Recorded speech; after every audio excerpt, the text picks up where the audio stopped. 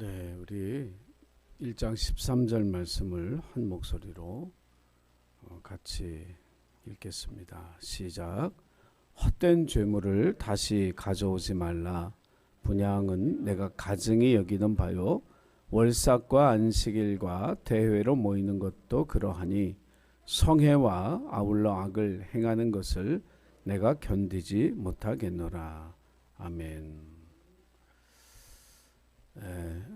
이사야서 1장은 좀 우리가 예배에 대해서 다시 생각하게 하는 그런 내용이 가득한 말씀이에요. 그래서 특별히 이사야라고 하는 선지자가 이제 유다가 멸망하기 직전에 사역을 하던 예언자였기 때문에 유다가 왜 멸망했고 왜 하나님이 너희를 버리셨는지에 대해서 강력하게 외치면서 우리가 회복해야 할 것이 무엇인지를 이스라엘 백성들에게 하나님의 음성으로 들려주는 그 역할을 했습니다.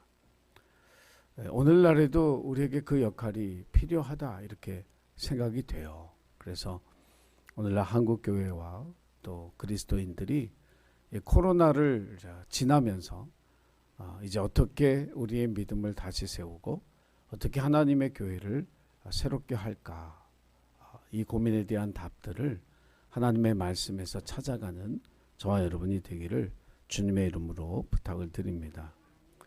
그러니까 이사야가 진단한 유다의 멸망의 원인은 교만입니다. 이 교만이 뭐로 나타났느냐 하면 종교적 원칙과 신실함을 지키지 아니하고 적당히 타협해버리는, 그러니까 신앙을 타협함으로써 결국 그들이 교만하게 되었고 하나님을 떠나게 되었고 하나님께 버림받게 되었다라고 하는 거예요. 형식은 남았는데 마음은 떠났다라고 하는 거죠. 예배드리는 형식, 제사드리는 형식, 월삭으로 모이는 형식, 어떤 집회로 모이는 이런 형식은 다 갖추었지만 껍데기만 왔지 마음은 거기 없더라. 그냥 성전 마당만 밟고 간 거지 하나님을 향해서 간절함과 절실함으로 주님 앞에 나오는 그런 진실함은 하나님 보지 못했다. 결국 여러분, 우리가 신앙생활이라고 하는 것은 하나님 앞에 철저히 겸손한 심령으로 서는 것이 우리의 믿음 생활인 줄로 믿으시기 바랍니다. 우리가 겸손해야 하나님의 음성을 듣습니다. 자기 생각과 자기 고집으로 가득 차 있으면 하나님이 아무리 큰 목소리로 얘기를 하셔도 절대로 듣지 못합니다. 그러나 우리가 겸손한 심령이 될 때는 아주 세미한 음성도 들을 수 있는 귀를 하나님 열어주셔서 겸손한 심령 가운데 하나님의 음성이 들리고, 하나님의 음성이 들리면 순종의 삶으로 이어져 가게 돼요.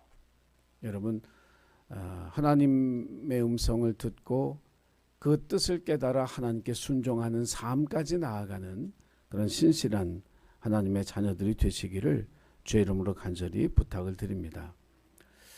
오늘 하나님의 말씀이 뭐냐면 헛된 재물을 다시 가져오지 말라 이렇게 얘기를 합니다.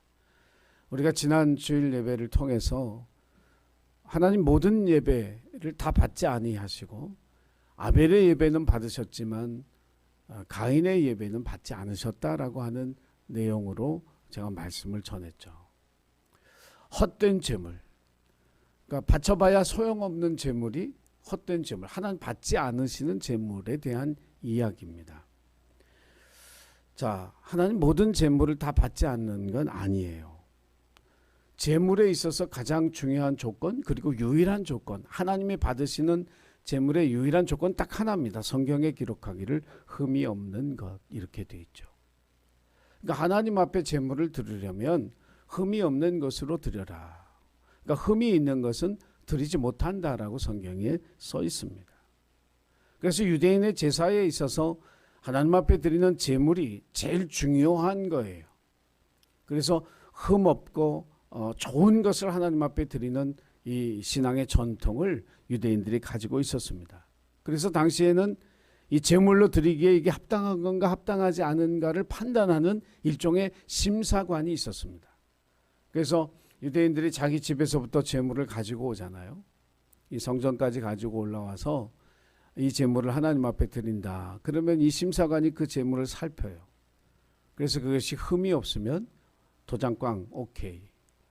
그런데 이게 또 흠이 있고 어디를 절거나 어디가 뭐 피부병이 있거나 어디에 뭐 상체기가 있거나 그럼 이건 퇴짜. 이건 못 드린다. 이런 엄격한 심사관이 있었죠. 근데 세월이 흘러가면서 이 원칙이 변하기 시작을 했어요.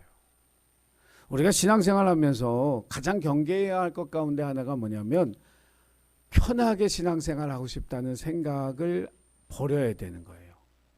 제가 늘 말씀드리지만 신앙생활은 힘이 들어가야 된다 그래요. 힘이 들어가야 된다. 신앙생활은 편하게 하는 게 아니라는 거예요. 이게 반드시 이게 문제가 되거든요. 어떤 문제가 생겼냐면 여러분 생각을 해보세요. 예를 들어서 저희 집에서 양 한 마리 끌고 우리 교회 오는 건 쉬워요. 횡단보도 하나만 건너면 되거든요.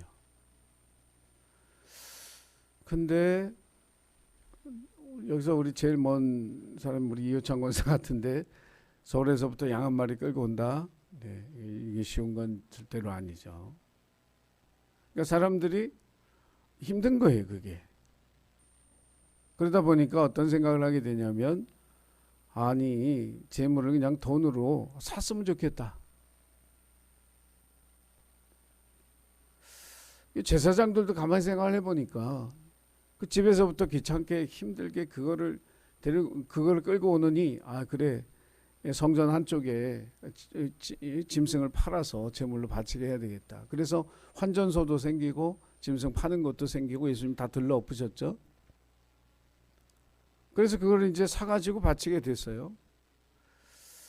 어떤 문제가 생겼냐면 이 제물을 파는 사람들이 이제 문제가 된 거죠. 흠 없는 것을 해야 되는데 제사장이나 레위인 이런 사람들하고 손잡고 완전히 장사꾼이 된 거죠.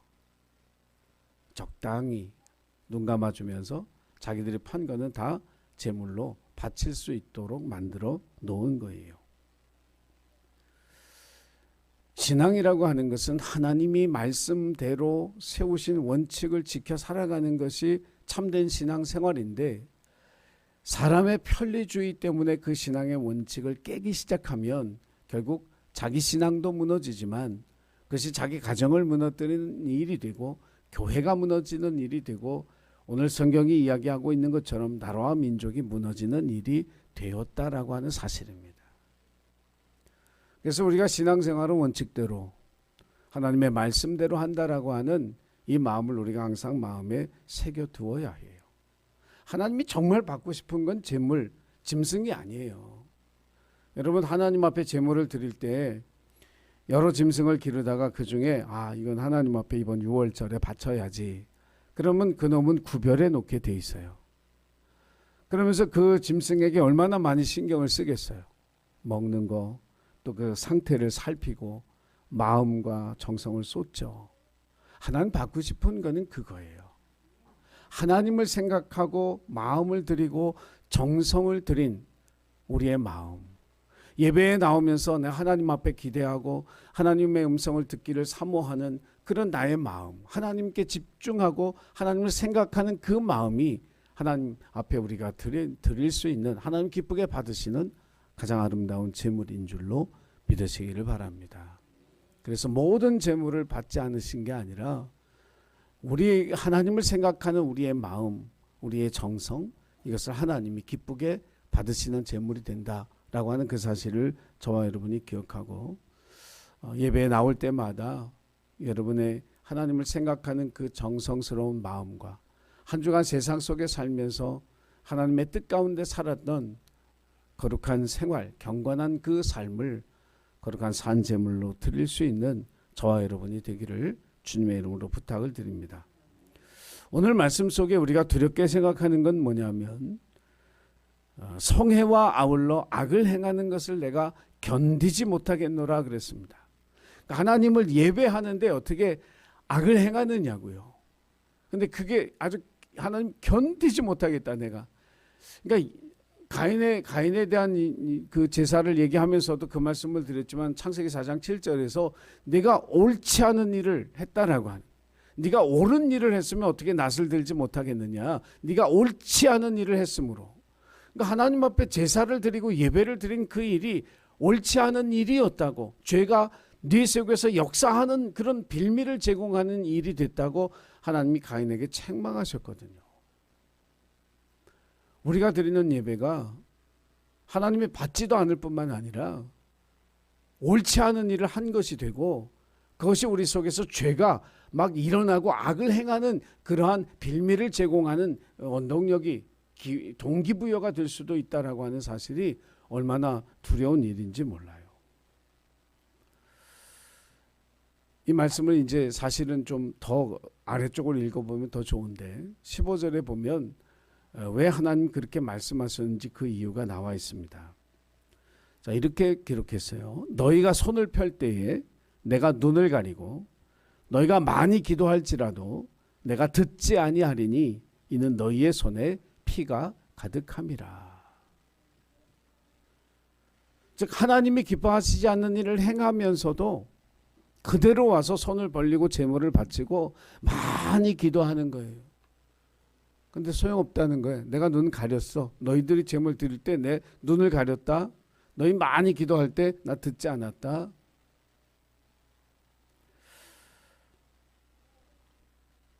우리가 세상을 살면서 한 주간 하나님 앞에 말씀대로 은혜대로 살아가지 못한 삶에 대한 회개, 이것이 우리가 드리는 예배의 가장 중요한 핵심이에요. 아벨의 제사, 우리가 히브리서 11장 4절 읽으면서 믿음으로 아벨의 제사를 예배를 드림으로 의로운 자라고 하는 증거를 얻었나니 할렐루야. 시간을 들여서 의로워지는 것 절대로 아니고, 물질을 들여서 짐승 새끼를 수백 마리를 들여서 의로워지는 것 절대로 아니고, 우리의 죄를 고백할 때 예수 그리스도의 십자가의 보혈로 우리의 죄를 사하시는 하나님의 사랑과 용서가 우리에게 임할 때 우리가 하나님 앞에 의로운 자라고 하는 증거를 얻고 세상으로 나아가는 거거든요. 이사야가 보니까 이 유다 백성들의 이 제사에 회개가 없어요. 회개가 없어요. 입술로는 나를 경외하는데 마음은 내게서 멀도다. 이 사람들이 얼마나 엉터리 같은 사람들이 됐냐면, 내 은은 찌꺼기가 되었고 내 포도주에는 물이 섞였다. 이렇게 하나님이 책망하고 이사야서 1장 후반절에 그렇게 얘기해요. 저와 여러분의 삶에 다시금 하나님 앞에 온전한 예배를 회복하기 위해서 무엇보다 회개의 기도가, 회개의 고백이 하나님 앞에 드려지는 예배를 저와 여러분이 드려야 할 줄로 믿습니다. 한국교회 초창기에 우리가 성령 대부흥이 일어났다고 하는 1920년대, 30년대, 그때 평양 대부흥을 얘기하는데, 그 평양 대부흥의 이야기는 한국 교회사를 보면 뭐였냐면 죄의 고백이었어요. 집회를 하고 말씀을 듣고 기도하는 시간에 저마다 앞으로 걸어 나와서 자기 죄를 자백하는데, 한국 교회사에 보면 그 장면을 뭐라고 했냐면 마치 지옥의 뚜껑이 열려서 그 지옥에 있는 그 모든 악한 것들이 다 거기서 고백되어지는 것과 같았다고. 근데 거기에 성령이 임해서 그 사랑과 용서가 흘러넘치는, 그 한국 교회가 새로워지는 그런 심령의 부흥, 이것이 평양 대부흥, 한국 교회 부흥의 초기의 성령의 역사였다라고 하는 거예요. 오늘날에도 우리 예배가 자꾸 형식화되고 우리의 신앙생활이 자꾸 틀에 박힌 형식화되고 생명력을 잃어버린 그런 신앙이 되어져 가고 있는 현실을 여러분 늘 생각하면서 저와 여러분의 삶 속에 예배의 자리에서 우리의 손에 묻은 피를 하나님 앞에 고백하고 회개할 뿐만 아니라 우리 마음과 생각 속에 끼어든 그런 추하고 악한 죄들을 진정으로 회개하며 그 죄를 씻어주시는 예수 그리스도의 보혈의 능력을 예배를 통해서 체험하고, 다시 한번 그래서 우리 심령이 의로움을 얻는 그런 저와 여러분의 예배가 되도록 회개로 하나님 앞에 나아가는 저와 여러분 되기를 주님의 이름으로 부탁을 드립니다. 여러분, 하나님이 기뻐하신 제물은 우리의 마음, 하나님을 생각하고 하나님께 드리는 우리의 마음과 정성이라고 하는 사실을 기억하고 한 주간 세상 속에서의 경건한 삶, 거룩한 삶을 제물로 드릴 수 있는 그런 저와 여러분이 되기를 원하고, 회개를 통해서 하나님 앞에 돌아설 뿐만 아니라 그 회개에 합당한 삶을 살아갈 수 있는 힘을 공급해 주시는 그 은혜를 저와 여러분도 누려서 여러분 예배마다 회개의 고백으로 주님 앞에 나가기 부족함이 없는 우리 예신교회 가족들이 다 되기를 주님의 이름으로 간절히 축원합니다. 기도하겠습니다. 사랑의 주님, 유다 백성들을 책망하시는 하나님의 음성을 오늘 우리에게 주시는 하나님의 음성으로 듣는 저희들 되게 하여 주옵소서. 헛된 재물을 가져오지 말라. 이 말씀을 마음에 깊이 새기면서 우리의 마음과 뜻과 정성을 하나님 앞에 드릴 수 있는 저희들 되게 도와주시고, 세상 속에서 우리의 거룩하고 경건한 삶을 거룩한 사한 제물로 드릴 수 있는 믿음의 예배자들이 되게 하여 주옵소서. 예배의 자리에서 우리의 죄를 회개하고 하나님 앞에 뉘우쳐 돌아섬으로써 하나님께서 우리의 회개를 받으시고 우리를 새롭게 하시는 그 능력을 예배 때마다 체험하며 나아가는 우리 모두가 되게 하여 주옵소서. 올 한 해 80명의 예배자 하나님 세워주실 때 하나님 찾으시는 예배자로 세워주시는 귀한 은혜와 능력이 나타나게 하옵소서. 기도의 남은 시간도 하나님 은혜 가운데 함께 하실 줄을 믿사오며 예수님의 이름으로 기도드리옵나이다. 아멘.